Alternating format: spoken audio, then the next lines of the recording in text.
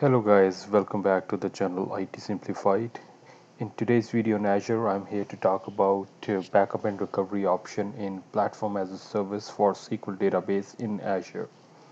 As we all know that when we talk about PaaS services for Azure or in fact any public cloud vendor, all the underlying infrastructure from patching, updates, and backup and recovery is all taken care by the vendor, in this case Azure. But I just want to touch upon and look into a little bit into detail what are the backup and recovery options available for SQL database as a service, which is of a lot of interest for a lot of people in the industry.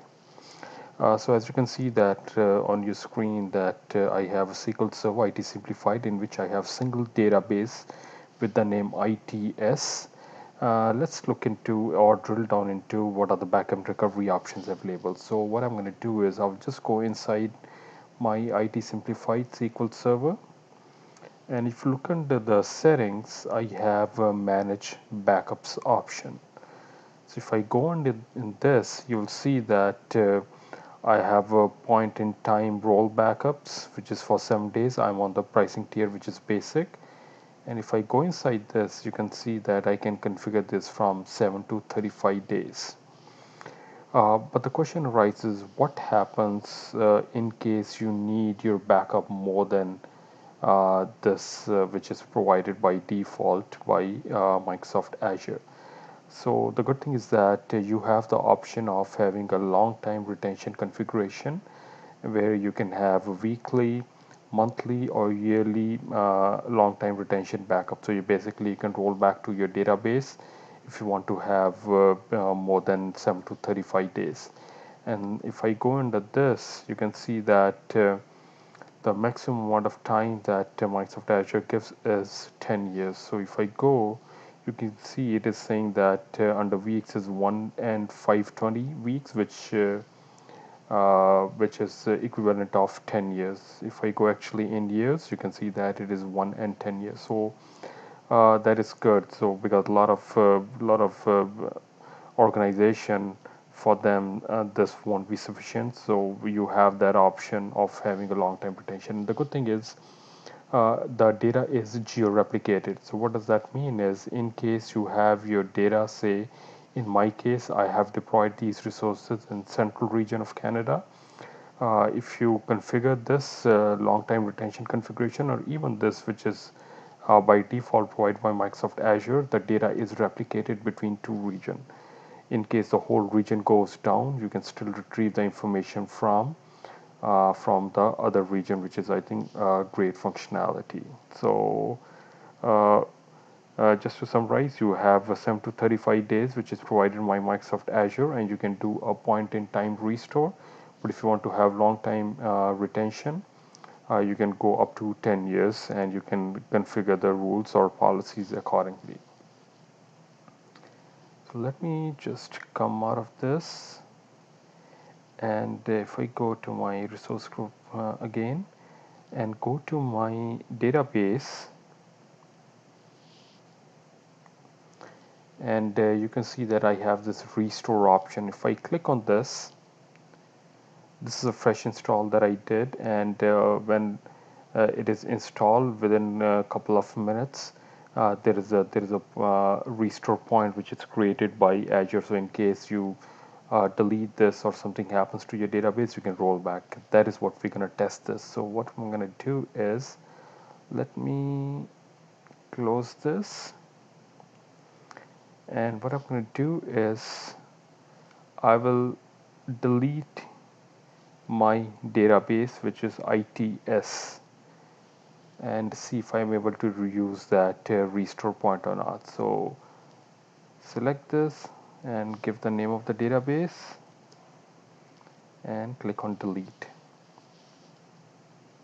So what we're trying to achieve is basically we'll see that if we're able to use that restore point, which is created by Microsoft Azure, when we configure this single SQL database in the PaaS offering, and if we are able to restore our database. So you can see that we have successfully deleted the database. So what I'm going to do is, let me go to my IT Simplified, And still under settings, if you see, I have this deleted database, right?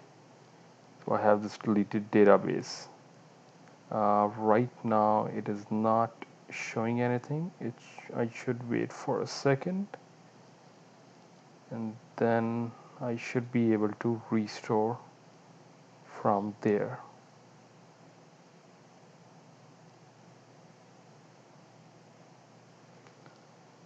So the database was deleted successfully. Yeah, it was. And okay, so you can see that under deleted database now it has appeared.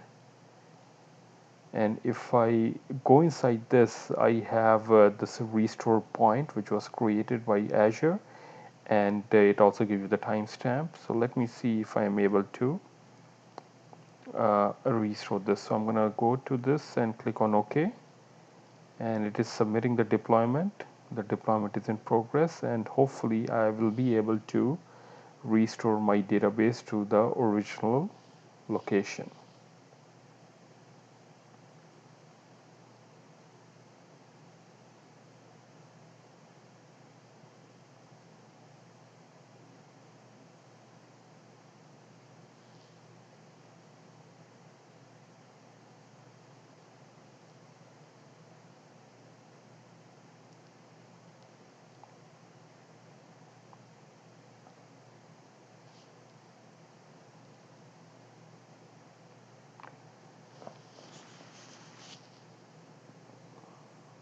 So while it is getting restored, let me just quickly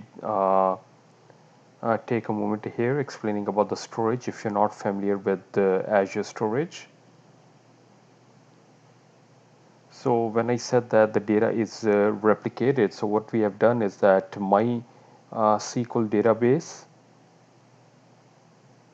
is in central region of Canada, and when the data is backed up, the copies are created and replicated to the paired region, which is east region in Canada, and it will create 6 copies. So 3 copies in central and 3 copies in east region. So in case your region goes down, so say central Canada region goes down, you still have the copies available in east, and these are read, access, georeplicated storage. So you can still able to retrieve this information in case still the whole region goes down. And that is what, even when it is created Microsoft Azure, and even in the long time retention, this is the storage which is basically being used, which is I think is very important, because SQL database, or any in fact database, is one of the most important component in any organization. Okay, so that deployment is still taking place, so we'll wait for a moment.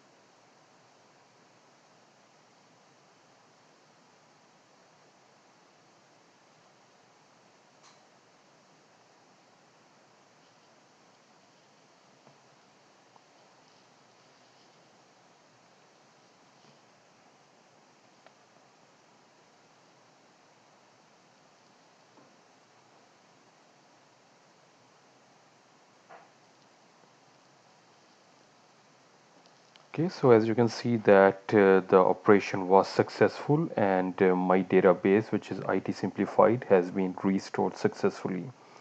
I hope this was helpful because as I mentioned that database is one of the most important segment in any organization, and you should be aware of backup and recovery option even when you're deploying that within platform as a service. Thanks for watching. Have a good day.